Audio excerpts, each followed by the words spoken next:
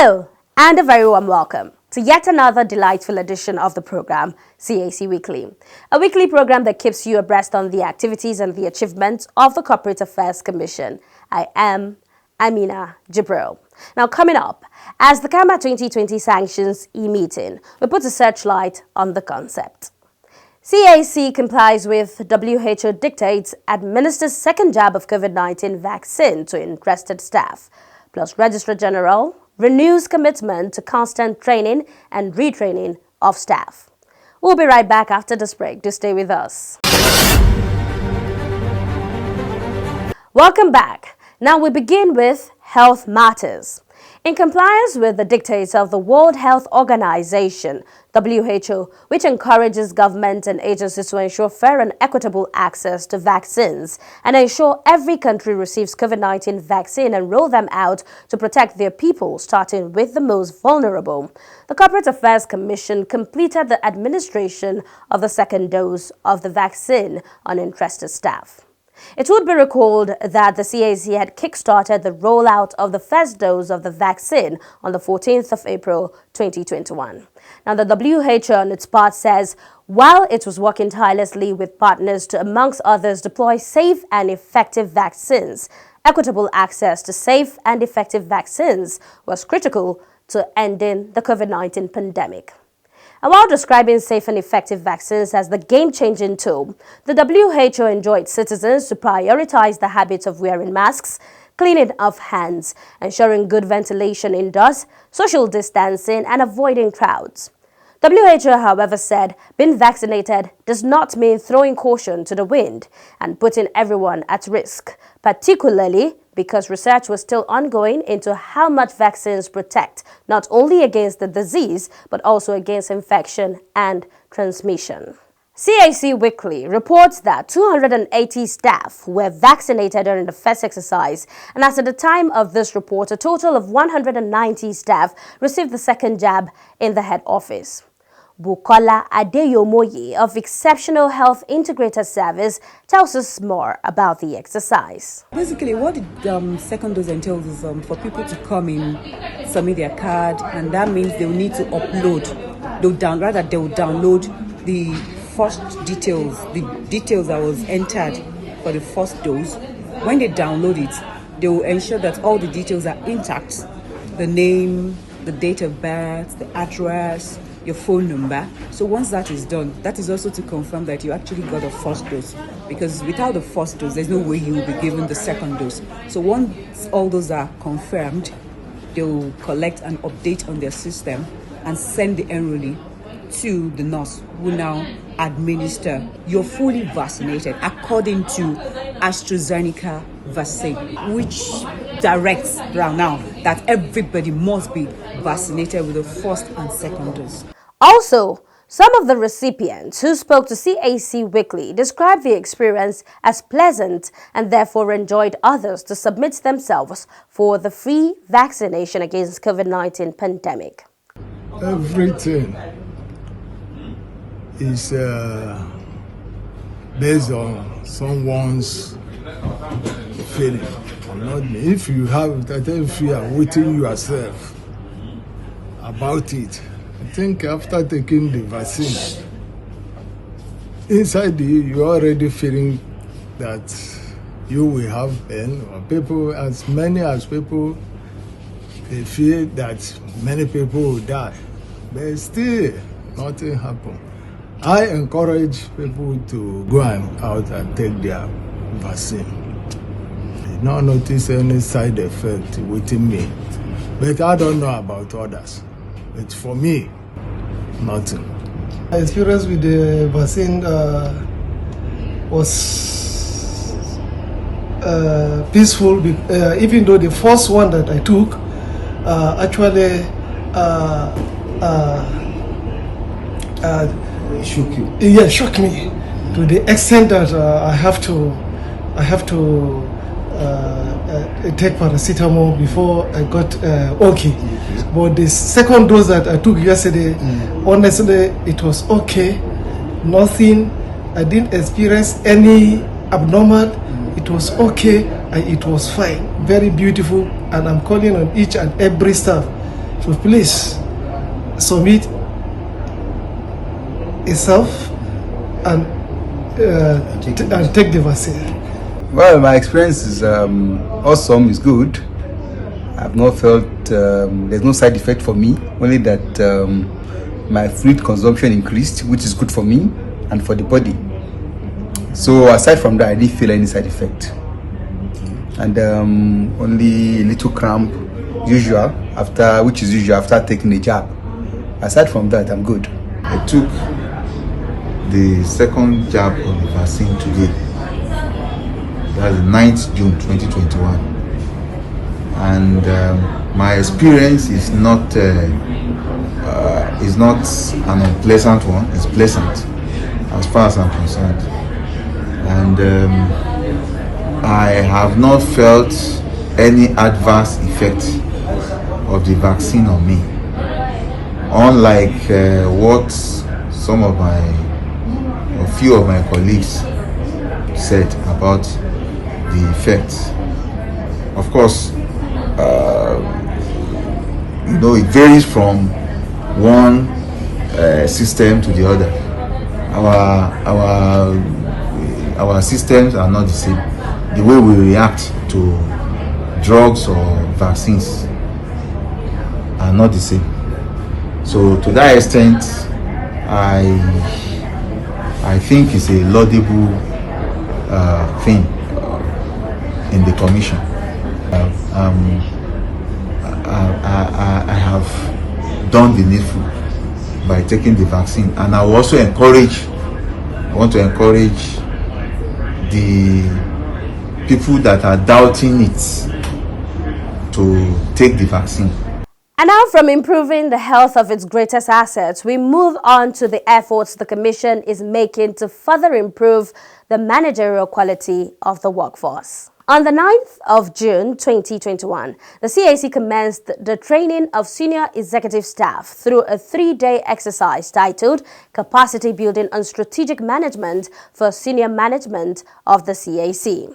In a message to participants, the Registrar General and CEO of the CAC, Alhaji Garba Abubakar, enjoined them to leverage on the opportunity in order to impact positively on the quality of service and commitment to realizing the Commission's objectives.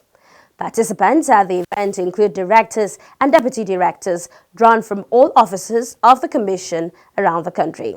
Aisha Abubakar of Tarihan Integrated Services, organizers of the event, and the Director, Human Resources Department of the CAC, Olayemi Oyeni, spoke to CAC Weekly at the end of the exercise. The theme is strategic management for senior staff of the Corporate Affairs Commission, and we're focusing on the senior management staff simply because it's essential for an emerging and evolving organization like the Corporate Affairs Commission to continuously empower or renew the skills of their staff with emerging trends. For example, now we just had COVID-19 in 2020. There must be a strategy to address the issues that have come up. There must be both for the staff themselves personally, as well as for the organizational development and growth. You have to be flexible enough to keep revolving, adapting new skills, learning, so that you keep your organization relevant in today's economy. We're anticipating that the participants would have chance to share experiences, particularly on the different desks, to be able to see how each person plays a significant role in the success of the Corporate Affairs Commission. Without you doing your own part, then the dots will not connect, and once the dots are not connecting, then there will be always a problem. So it is always essential to continue to have the strategy sessions so that staff remember, refocus, and re-energize themselves for success. It's been a wonderful one. I've actually learned a lot. I've learned that as a leader, I need to be an innovator. I need to be an influencer so as to carry along the staff in order for them to be a problem solver, for them to provide solutions to issues arising in the Commission. I've learned that presently the Commission is delivering service and how to further enhance the service that the commission is giving through strategy. We have to be strategic, position ourselves, bring up innovations in terms of the usage of ICT technology to further move the commission forward. Highlights of the event was the presentation of certificates to participants by the Registrar General and CEO of the CAC, Alhaji Garba Abubakar, represented by Mrs. Gertrude Akalunu, the Director, Customer Service. Let's now shift gears and talk about CAMA 2020, the game changer. On January 3, 2021, the CAC commenced the implementation of CAMA 2020, a robust framework which attempts to erase bottlenecks and simplify doing business in Nigeria. One of its many features is the e-meeting. CAC Weekly caught up with Olulokpe Adeola Shonaike, the Assistant Director, Registry Department, who brings us up to date on the wonderful initiative. Enjoy watching. Many thanks for joining us again. Thank you, Martina. All right. Today we're going to be talking about something very interesting, the electronic meeting. You know, a lot of people will like, so ease, comfortability, and all. But before we go into that, why do companies need to hold meetings? Now, a company, we must understand that a company, upon incorporation, is a person in law, though an artificial person. What that means is that it's not a natural person like you and I who can feel, who can sense. It cannot think for itself, it cannot speak for itself, it cannot see for itself. And that is why Section 87 says that companies act through their organs, right? They think, they see, they hear, they act through certain organs, you know, and the primary organs are two as identified. Members are general meeting. When members sit in a general meeting, you call that the company meeting. Okay. Now, members can think and take decisions and then act upon those decisions or give directives for actions. The other organ is the directors as a board. Okay. We call them board of directors. Okay. Now, the company can also think and act through them. They sit down. You know, they are the ones who exercise direct control over the company. The shareholders are the owners, so they just say, okay, the agency theory, we are the owners, but let's commit the company to the hands of certain persons who are known as the board of directors. Okay. So those ones too can think for the company. Okay. They can act for the company. Okay. Now, the powers of the general meeting, that's members in the general meeting, and of the board of directors, as provided for in the Act. The Act specifies what each organ can do. Okay.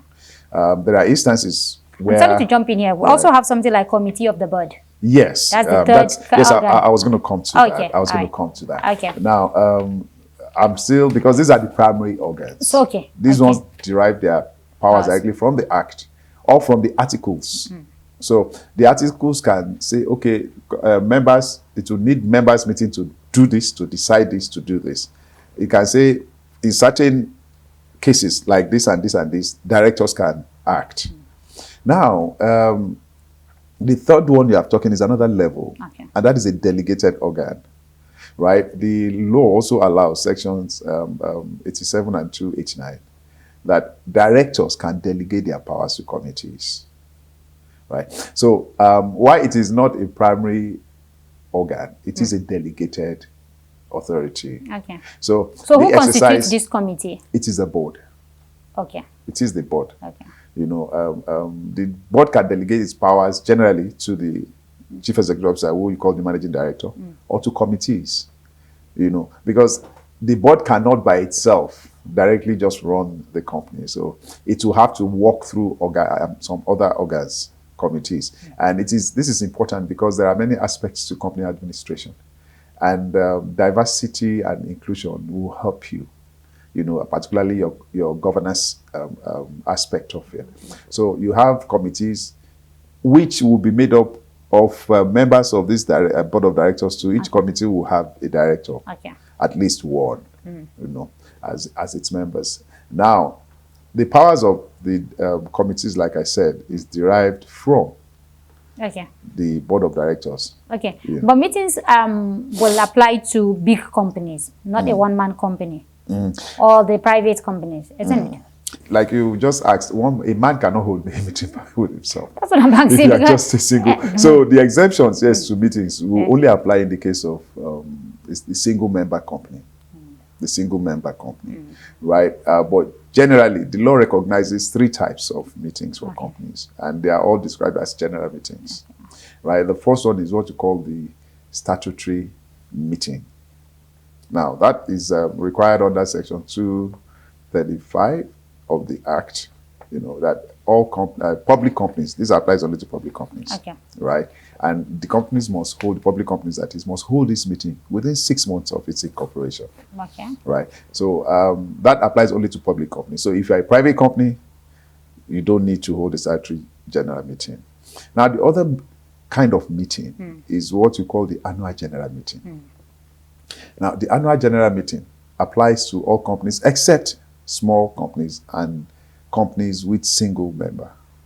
In other words, a one-man company does not have to hold an annual general meeting. A small company, the definition of a small company is prescribed in the law. I mean, this must be a private company. In other words, a public company can never, under any circumstance, qualify as a small company. Its membership, the ownership, must not include foreigners, whether corporate foreigners or individual foreigners. Its membership must not include government or government's agency. Now, its turnover must not exceed, for this year at least, 25 million naira. That's the private company. For the company to be a small company, it must be private. And its net asset must not exceed 12.5 million. Now, with the issue of turnover and net asset, yes, it is as prescribed so by if the Finance Act. if I make a 50 million, yes, so I can hide the 25. No, you cannot. And then come and declare, since it's not supposed to be more than 25 million. No, you cannot. I mean, in your own interest, there are reasons why a company should ensure that its financial statements are true. Now, annual general meetings, these small companies are not mandated to hold them, as well as same as companies with single member. Now, there's the other one you call the extraordinary general meeting. Now, these are meetings that you must hold at least one meeting in the year that you must describe as the annual general meeting for that year. Okay. Right. Now, there is also the extraordinary general meetings. Issues cannot wait until the next annual general meeting before they are resolved. And for that purpose, a company can convene what you call extraordinary general meetings. Now, that is also a meeting where you have members. Okay, all these meetings are meetings that members must sit at. Okay. That's why they are called general meetings. But even with the single member thing, the law obligates that member, when it takes a decision that will ordinarily have been taken in a general meeting or will have effect as if taken in a general meeting, the law obligates the member to provide the details of those decisions to the board. Okay. Right? So you find that even where the single member company does not have to hold general meetings, they still have to notify the board, because a single member company can have a board that is made up of 2 directors or more. Right? So the board still has to know that such decisions have been taken for its own records. Okay, so now let's go to the CAMA 2020, like so many innovations and, invention features. The CAMA 2020 allows for electronic meeting or the e-meeting that we do. Now, the question will be, what is this e-meeting or electronic meeting is all about? What does it intend to achieve? Okay, now the electronic meeting indeed is a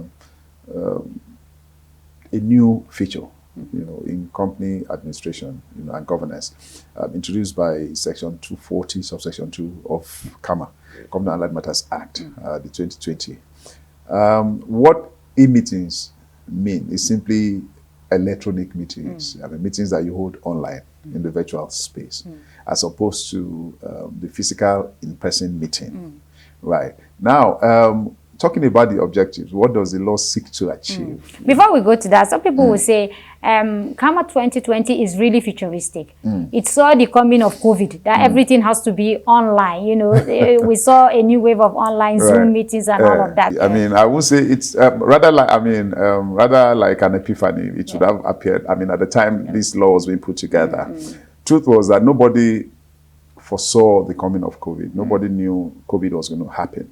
But what was clear in the global economy and generally in the social space was that the future of the world, the future of the economy, the future of interaction and social relations was going to depend on digitalization. It was clear from a long time that you need to digitalize to promote efficiency in the way you do things and to reduce cost in the way you do things. Those who leverage technology earlier than now, I mean, really are those in the frontiers of their respective areas. You know, what COVID did was just to accelerate the onboarding of this thing for many organizations. So while we were doing it, while the law was being reviewed at that time, because this law started way back, more than 12 years before its signing. Right? So at that way back, I mean, we had seen that we need to leverage technology. That was the way the whole world was going, you know, best practice. So what the idea then was, look. So COVID only created the urgency. Yes, it only accelerated its implementation. Now, the objective was to make governance, you know, governance of institutions, companies, simpler and more efficient, right? And this you do by, one, it reduces the cost. Imagine how much companies spend every year to organize annual general meetings, you know, because they have to meet. And when you say they have to meet, both the companies and the members themselves incur costs. You know, the cost of having to get to the venue, the cost of even renting the venue, accommodation, transportation, feeding, you know, and all of that. Those are costs. And with the security situation, people are very reluctant to do that. So you find that, like I said, maybe, yes, you said we were seeing the future. Nobody knew Nigeria was going to be like this, I mean, in terms of security. But then this will also help you navigate that challenge, you know. So it will reduce costs. And then secondly, it will make it more accessible for members. A situation where you take, there is no way you take your general meetings, your annual general meetings, particularly for large companies. It is unlikely that every member will attend, you know, for logistics reasons. But when it is virtual, anybody with internet access from any location can connect and join in the meeting. And it is not an obligation. It is a choice. You know, so the companies can decide that they want to hold their meetings electronically. They can also decide that they want to stay with the old-fashioned method of doing physical meetings. If they can afford it, why not? You know, but that window is always open for them. So you have more people participating in the process. Yes. So you see that it enhances stakeholder engagement and transparency, you know, and it also promotes the sense of ownership that I'm part of the system. Then it also helps, which is more important. Which is very important. That this is our company, not your company. You know, and then you find that it will also help us align our regulatory framework, you know, with best practices, you know, all over the world. I mean, electronic meetings have been embraced, you know, for companies. So, and you know that there's a global economy now. You cannot afford that your economy. That's a digital economy, should be, while others are walking and running, you are crawling. Are all companies obliged to hold electronic meetings? No. Okay. There's a caveat somewhere? Yes. Electronic meetings are only available for private companies. Only for private companies, for their general meetings, right? But for board meetings, since Section 289 of the Act allows the directors to regulate their own proceedings, right? Right. The directors can hold their meetings electronically. They can hold. There is nothing in the law that says they cannot do that. Well, as far as company meetings are concerned, by company meetings I mean general meetings, only private companies can hold. Why is the law biased? Perhaps they should have gone, the drafters and the makers of the law should have gone ahead to make it applicable to them. Because what COVID has also taught us is that those that really need that option today are public companies. because it is for them that you have more than 50 people gathering in a meeting and all of that. So they are the ones that actually need some other options, some other window to be able to do what they need to do under the law. Okay. Mr. Tolula Kweshanake, always a pleasure talking to you. Thank you very much, Madina. All right. And on that note, we wrap up this week's edition of the program, CAC Weekly. We do hope you enjoyed watching. Now, for comments and inquiries, please take advantage of our social media handles and our helplines. You can visit our Instagram and Facebook at Corporate Affairs Commission. Our email is at cservice@cac.gov.ng. Visit our website at www.cac.gov.ng, and our helplines are on the numbers 081-822-99016 or 081-822-98971, 090-874-01598 or 090-874-01599 and 090-874-01600. Join us next week for another interesting edition of the program. Same time, same station. From me, Amina Jibril, and the whole team here, it is bye for now.